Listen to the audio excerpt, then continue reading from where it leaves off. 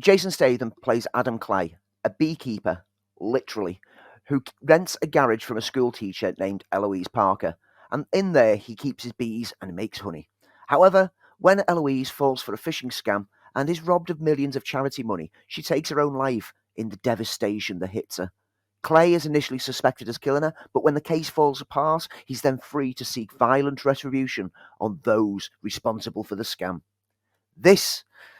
It's absolute nonsense, with some of the worst dialogue exchanges, plot contrivances, and pulp archetype characters throughout that I've ever seen on film.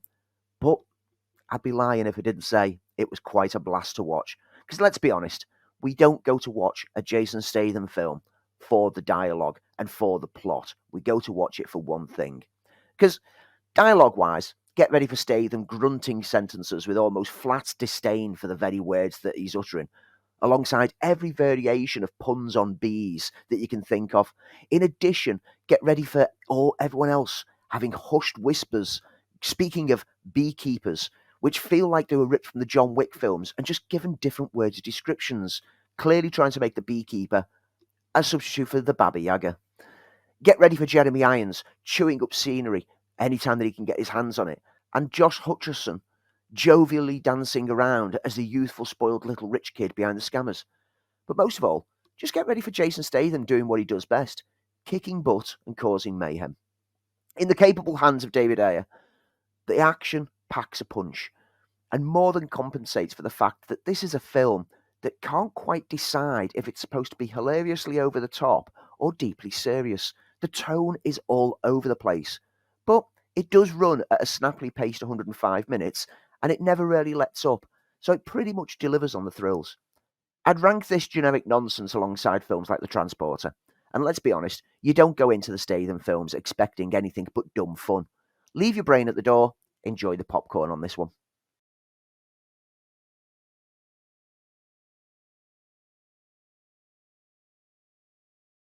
This sci-fi fantasy dark comedy from director Yorgos Lanthimos has pretty much confirmed one thing for me. I just don't get Lanthimos' films.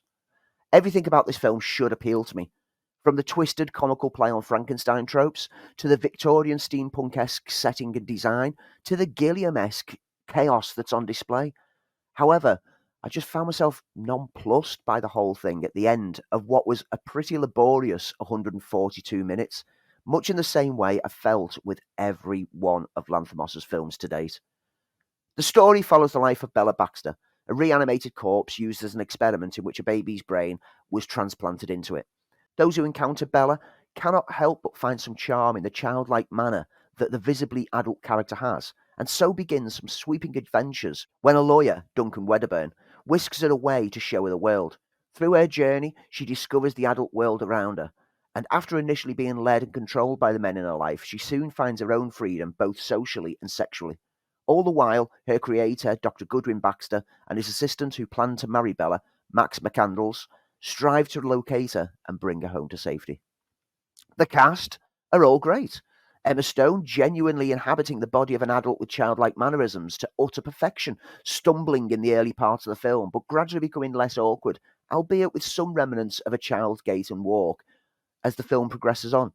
Mark Ruffalo is on perfect comical form, and I admit to find myself chuckling frequently at some of his lines and actions. Willem Dafoe as Dr. Baxter is buried under prosthetics, but still recognisable as the eccentric actor that he always is, and is perfect for such a bizarre scientist role. The look of the film is stylish, with shifts from black and white to colour at various moments, and the sets and costumes capture the essence of gothic horror with a touch of Gilliam spread about. But for me, it just felt messy overall. It's overdone, it's overindulgent, and overly stylized at times. In particular, Lanthimos' insistence of using the fisheye lens grates so much on me, and it literally kept breaking me away from any chance the film had to draw me in. Fisheye lenses irk me almost as much as obvious drone shots do in films, and when used in abundance like in here, it just sets my teeth on edge. The fisheye lens was also one of the things that killed other Lanthimos films, like The Favourite for me. But it isn't just the use of that lens that fails to work here. It's Lanthimos' quirkiness approach to telling stories that I just don't truck with. If you were to order a June and Caro collection from Temu, this would be the film that you'd get sent in response. A bargain bin facsimile, attempting to capture the style of films such as City of Lost Children and Delicatessen, but missing the mark, clearly. But hey, I know I'm a pretty lone voice on this one, much like I was with The Lobster, Dogtooth, Killing of a Sacred Deer, and The Favourite, and I'm pretty sure that fans of the director will absolutely love this. And that's fine. I'm not going to dissuade anyone from seeing this film one bit.